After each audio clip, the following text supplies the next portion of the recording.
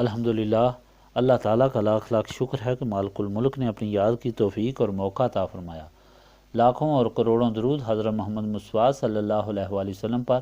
جن کے طفیل مالک الملک نے یہ مہربانی عطا فرمائی۔ سامعین کرام، اللہ تعالیٰ نے قرآن پاک میں ارشاد فرمایا، اعوذ باللہ من الشیطان الرجیم، بسم اللہ الرحمن الرحیم۔ اور وہ وقت بھی ان کو یاد دلاؤ کہ جب اللہ تعالیٰ نے کہا کہ اے عیسیٰ، میں تمہاری عمر پوری کروں گا اور تمہیں اپنے پاس اٹھا کر لے جاؤں گا اور تمہیں پاک کروں گا ان الزامات سے جو کافر تم پر لگاتے ہیں، اور تیرے پیروکاروں کو قیامت تک تیرے منکروں پر غلبہ دوں گا۔ ان سب نے پھر آ کر ہماری طرف ہی رجوع کرنا ہے اور ہم فیصلہ کریں گے۔ جن باتوں میں تم جھگڑتے تھے، جن لوگوں نے کفر کیا، انہیں سخت عذاب دیا جائے گا، دنیا میں بھی اور آخرت میں بھی، اور ان کا کوئی مددگار نہ ہوگا۔ اور جو لوگ ایمان لائے اور نیک عمل کیے، انہیں ان کا پورا بدلہ دیا جائے گا، اور اللہ تعالیٰ ظالموں کو ہرگز نہیں چاہتا۔ یہ نشانیاں سنائی جا رہی ہیں ہدایت کے لیے، اور یہ ذکر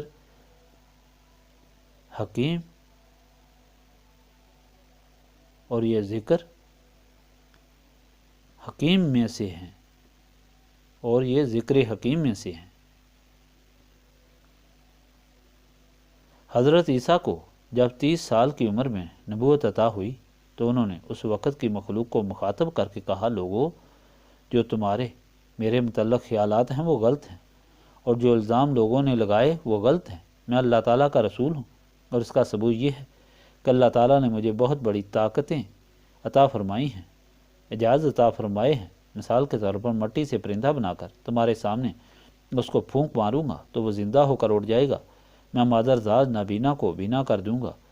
اور کوڑے کو تندرست کر دوں گا، مردہ کو زندہ کر دوں گا، اور میں غیب کا علم رکھتا ہوں۔ میں تمہیں بتا سکتا ہوں کہ تم کیا کھا کر آئے ہو اور گھر میں کیا چھوڑ کر آئے ہو، لیکن یہ سب طاقتیں اللہ تعالیٰ کی دی ہوئی ہیں۔ یہ اللہ تعالیٰ نے طاقتیں مجھے اس لیے دی ہیں کہ میری رسالت تم پر ثابت ہو جائے کہ واقعی میں اللہ تعالیٰ کا رسول ہوں، اور تمہاری ہدایت کے لیے اللہ تعالیٰ کی طرف سے بھیجا گیا ہوں، اور میں جو پیغام تمہارے لیے لایا ہوں اس پر تم اعتبار کرو اور اس کی تابع داری کرو۔ پیغام تمہاری طرف میں یہ لے کر آیا ہوں، ان اللہ ربی و ربکم فاعبدوہ ھذا صراط مستقیم۔ بے شک اللہ تعالیٰ تمہارا بھی رب ہے اور میرا بھی رب ہے، بس اسی کی عبادت کرو، اور یہی سیدھا راستہ ہے۔ یہی وہ پیغام ہے جو حضرت آدم سے لے کر حضرت موسیٰ تک اللہ تعالیٰ کے رسول لاتے رہے۔ یہود نے بھی جب حضرت عیسیٰ کی یہ تقریر سنی اور ان کے اعجاز اور طاقتیں دیکھیں جو عام آدمی کے بس کی بات نہیں، تو انہیں یقین ہو گیا کہ واقعی حضرت عیسیٰ اللہ تعالیٰ کے رسول ہیں، کیونکہ تورات میں یہ بات موجود تھی، جب حضرت عیسیٰ آئیں گے تو وہ پرانی شریعت کو منسوخ کر کے نئی شریعت لائیں گے۔ تو اب شیطان نے ان کے دل میں وہم ڈال دیا کہ اب تو یہ نئی شریعت لائیں گے اور پرانی ہماری والی شریعت منسوخ ہو جائے گی، اور اس طرح انہوں نے جو دین میں تحریف کی ہوئی تھی ان کا پول بھی کھل جائے گا، اور اس طرح جو ان کی عزت بنی ہوئی تھی وہ خراب ہو جائے گی۔ یہ شیطان کی طرف سے ان کو وہم تھا، حالانکہ تاریخ اس بات کی گواہ ہے کہ جو لوگ بھی اللہ تعالیٰ کی فرمان کی تابع داری کرتے ہیں، اللہ تعالیٰ ان کی عزت کا محافظ ہو جاتا ہے، اور وہ انہیں وہ عزتیں، نعمتیں اور مہربانیاں عطا فرماتا ہے جو ان کے وہم و گمان میں بھی نہیں ہوتی۔ اور جو لوگ اللہ تعالیٰ کو چھوڑ کر دنیا اور عزت کے پیچھے بھاگتے ہیں،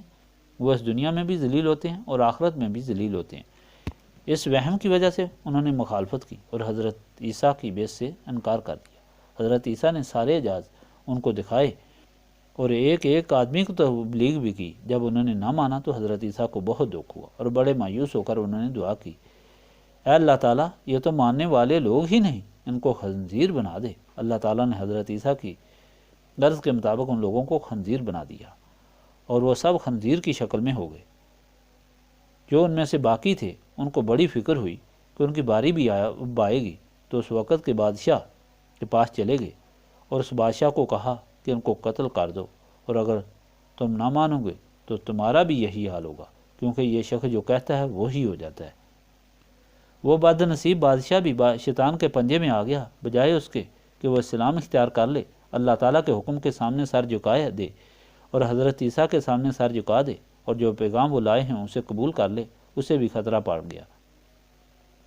اور اس نے حضرت عیسیٰ کو قتل کرنے کی سازش بنائی،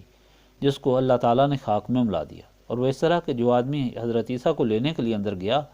جب وہ باہر نکلا تو اس کی شکل حضرت عیسیٰ جیسی ہو گئی تھی، اور حضرت عیسیٰ کو اللہ تعالیٰ نے آسمان پر اٹھا لیا۔ لوگوں نے اسے پکڑ کر سولی پر چڑھا دیا۔ حضرت مریم کو بہت دکھ ہوا اور وہ اسی جگہ پر 7 دن تک روتی رہیں۔ 7ویں دن حکم ہوا کہ جاؤ اپنی ماں کو تسلی دے دو۔ حضرت عیسیٰ پھر آئے، پہاڑ پر نزول ہوا تو تمام پہاڑ روشن ہو گئے، اور ماں ان سے لپٹ کر بہت روئی۔ انہوں نے اپنی ماں کو حقیقت بتائی کہ میں مرا نہیں بلکہ زندہ ہوں، مجھے تو اللہ تعالیٰ نے اپنے پاس اٹھا لیا ہے اور میں پھر آؤں گا۔ انہوں نے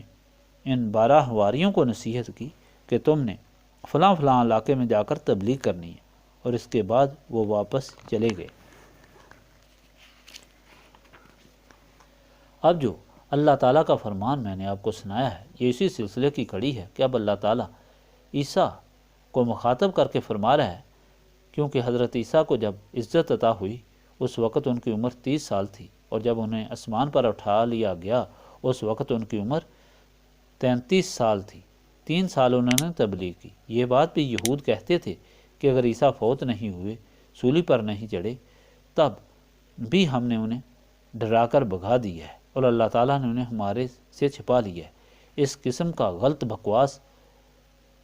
شیطان ان کے دماغ میں بٹھا سکتا تھا، اور حضرت عیسیٰ کو بھی یہ کہہ سکتا تھا کہ مجھے تو دین کی خدمت کرنے کی مہلت ہی نہیں ملی۔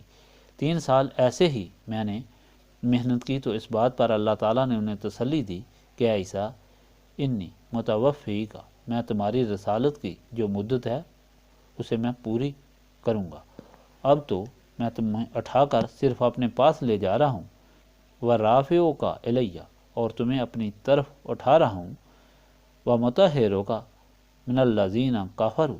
اور یہ کافر جو تم پر الزام لگاتے ہیں، ظلم کرتے ہیں، تکلیفیں دیتے ہیں، ان سے میں تمہیں پاک کر رہا ہوں۔ اور وجائل الذین اتبعوک فوق الذین کفروا الی یوم القیامہ، اور میں تمہیں بڑے انعامات عطا فرماؤں گا، بڑی نعمتیں عطا فرماؤں گا۔ جو بھی تمہارے ساتھ نسبت قائم کرے گا، میں انہیں قیامت تک ان لوگوں پر غالب رکھوں گا جو تمہارا انکار کرتے ہیں اور کفر کرتے ہیں۔ اور اللہ تعالیٰ ساتھ ساتھ انہیں تسلی دے رہا ہے کہ جو اختلاف کر رہے ہیں، جنہوں نے آپ کو تکلیفیں دیں اور اس قدر الزام لگائے، یہ سب میرے پاس حاضر ہوں گے۔ آپ بھی اس وقت میرے پاس حاضر ہوں گے، اور میں ان سب کے سامنے فیصلہ کروں گا کہ کیا سچ ہے، کیا حقیقت ہے۔ اور جن لوگوں نے کفر کیا، جنہوں نے ظلم کیا، جنہوں نے آپ کو تکلیفیں دیں، انہیں میں دنیا اور آخرت میں عذاب دوں گا۔ اللہ تعالیٰ فرماتا ہے کہ جو ایمان لائے حضرت عیسیٰ پر، اور جنہوں نے نیک عمل کیے، آپ کے کہنے کے مطابق عمل کیا، اور انہیں میں پورا اجر دوں گا۔ کسی جگہ میں بھی کوئی ان کو نقصان نہیں ہوگا، اور کوئی ان کو گھاٹا نہیں ہوگا۔ واللہ لا یحب الظالمین، اللہ تعالیٰ ظالموں کو پسند نہیں کرتا، وہ تو ظالموں سے نفرت کرتا ہے۔ اللہ تعالیٰ فرما رہا ہے کہ جو تاریخ اللہ تعالیٰ بیان فرما رہا ہے، یہ نبی پاک صلی اللہ علیہ وآلہ وسلم کو فرمایا جا رہا ہے، اور یہ تاریخ آپ صلی اللہ علیہ وآلہ وسلم کو اس لیے بتائی جا رہی ہے کہ ساری مخلوق کے لیے آپ صلی اللہ علیہ وآلہ وسلم کی رسالت کے ثبوت کے طور پر یہ نشانی کافی ہے کہ یہ واقعات آج سے 650 سال پہلے کے ہیں، اور اگر یہ سارے واقعات آپ صلی اللہ علیہ وآلہ وسلم بتا دیں یا سنا دیں تو یہ اس بات کا ثبوت ہے کہ آپ صلی اللہ علیہ وآلہ وسلم اللہ تعالیٰ کی طرف سے مخلوق خدا کی ہدایت کے لیے آئے ہیں، اور آپ صلی اللہ علیہ وآلہ وسلم وہ آخری رسول ہیں جس کی پیشین گوئی حضرت عیسیٰ اور حضرت موسیٰ نے کی تھی، اور جن کا امتی بننے کے لیے حضرت عیسیٰ اور حضرت موسیٰ نے خدا تعالیٰ کے سامنے درخواست کی تھی۔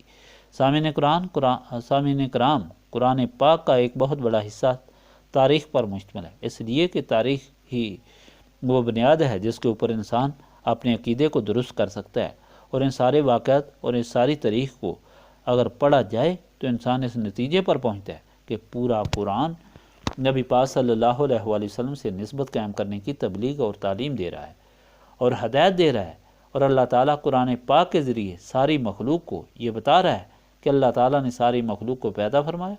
وہی رب العالمین ہے، اور اسی کی عبادت مخلوق کی تخلیق کا مقصد ہے، اور اس مقصد کو وہی لوگ پورا کر سکیں گے جو اللہ تعالیٰ کے اس آخری رسول صلی اللہ علیہ وآلہ وسلم سے نسبت قائم کریں گے، کیونکہ شیطان انسان کا دشمن ہے، وہ ہر مقام پر انسان کو گمراہ کرتا ہے اور پھسلاتا ہے۔ اس سے صرف وہی لوگ بچ سکتے ہیں جن کے دل و دماغ منور ہو جاتے ہیں اور انہیں شیطان کی چلاکیاں سامنے نظر آتی ہیں اور انہیں غلط اور صحیح میں تمیز حاصل ہو جاتی ہے۔ یہ تمیز، نظر اور بصیرت ان لوگوں کو حاصل ہوتی ہے جن کے دل و دماغ روشن ہوتے ہیں، اور دل و دماغ نسبت رسولی صلی اللہ علیہ وآلہ وسلم سے روشن ہوتے ہیں، کیونکہ نبی پاک صلی اللہ علیہ وآلہ وسلم کو سراج منیر بنا کر بھیجا گیا ہے۔ قرآن پاک میں یہی تعلیم دی گئی ہے کہ اگر اللہ تعالیٰ کو راضی کرنا چاہتے ہو تو اللہ تعالیٰ کا صحیح بندہ بننا چاہتے ہو تو پھر رسول پاک صلی اللہ علیہ وآلہ وسلم کا غلام بنو،